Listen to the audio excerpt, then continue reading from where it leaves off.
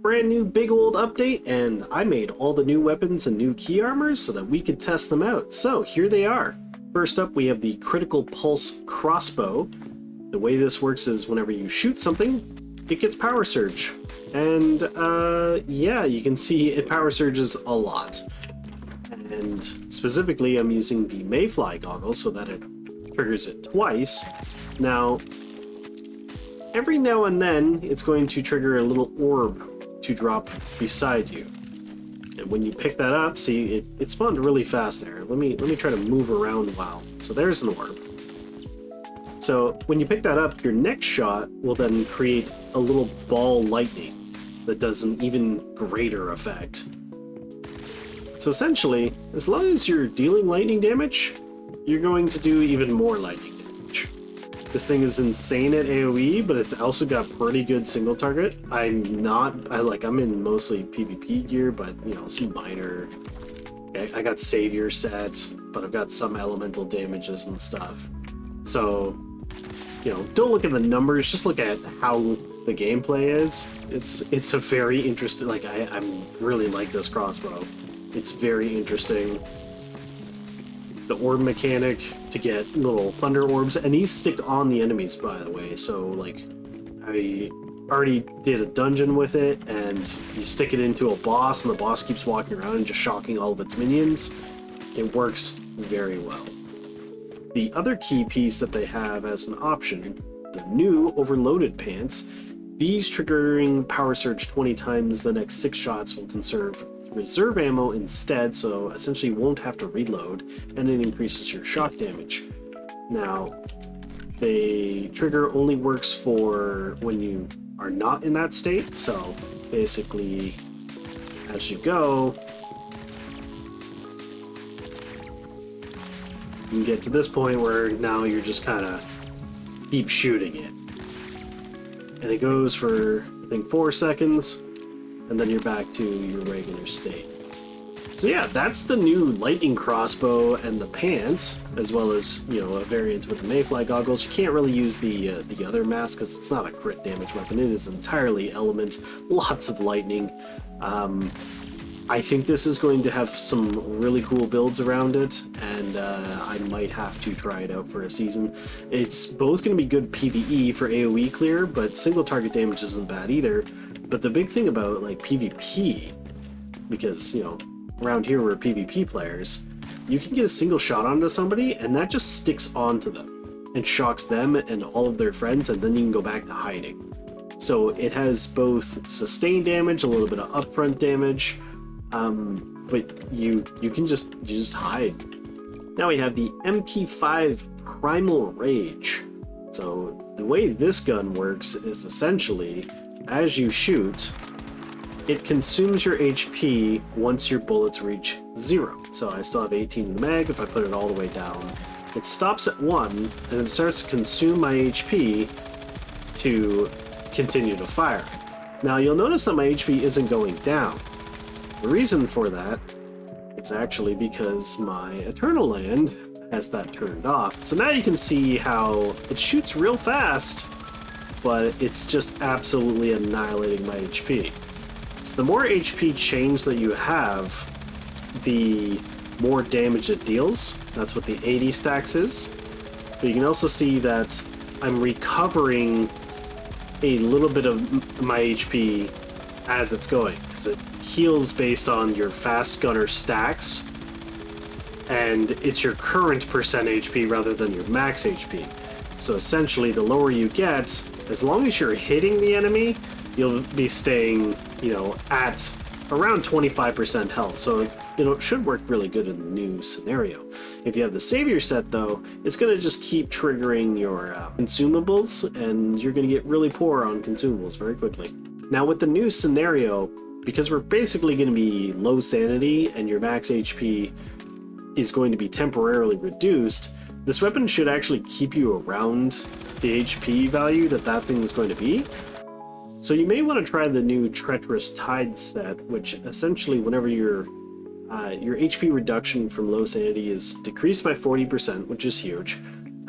You gain weapon and status damage the closer your sanity drops, or like the more it drops, up to 28% additional weapon and status damage, 30% max sanity. So essentially around the range that this gun is actually going to keep us at, and you get a big shield, 20% of your max health when your HP is below 40%. So like this set actually might be really good with this gun and the new game mode, because Savior is just going to continue to proc and use your consumables, even though you're not actually going to be healing when your sanity is that low anyway. Now in dungeons, I was kind of just destroying myself with this gun. Unfortunately, because you have to hit, you need to be hitting enough that you're actually able to be healing. So if you're missing bullets, if they're smaller target enemies, you'll start to just kind of get destroyed by shooting. One way that I managed to solve this was using this gun and then switching, because you get fire rate from Fast Gunner, you can switch to either an Anabasis or an Icy Rain with the Healing Blessing. So you can burn your HP. As it gets really low, you can switch, get all that fire rate, and just heal right back up. Now this is good for PvE. PvP might not be as sustainable. Now that's using the new Charmed Mag Top. This is when you're in Fast Gunner status. The lower ammo that you have, the higher chance you have to trigger an additional bullet when firing, up to 40% when you're at 1% ammo. So that's why it sounds like I'm firing a crap load of bullets. And you can see all those damage numbers. It's because I am shooting a lot of bullets. So ultimately, this gun is a very high risk and potentially high reward, but I'm sure we're going to have to figure out some very unique and interesting build for this. It does also heal based off of the Fast Gunner stacks, so you can use the one mod that I'm using here for max stacks plus 5. So you can use the mask, which I don't have on this character, but this one here gives an extra 10 stacks, so essentially you'd be increasing it to 2% of your current HP, or missing HP back per shot, rather than the 1% that you would get with just the mod. So that may allow you to sustain as long as you're not missing too many bullets. The third weapon is the Hazardous Object Pistol.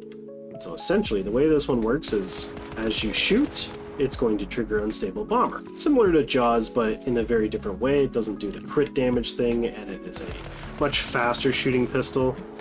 But, as you just saw there, when you go to reload, you throw the gun, and it does a full reload, but it then does damage. Now, you can trigger this reload by just doing your regular reload button, and then throw the gun. The damage is based on the number of bullets in the magazine, so you can actually do magazine capacity, like your calibration, your mods, everything to get that damage to go up even more, up to, I believe, 450% more.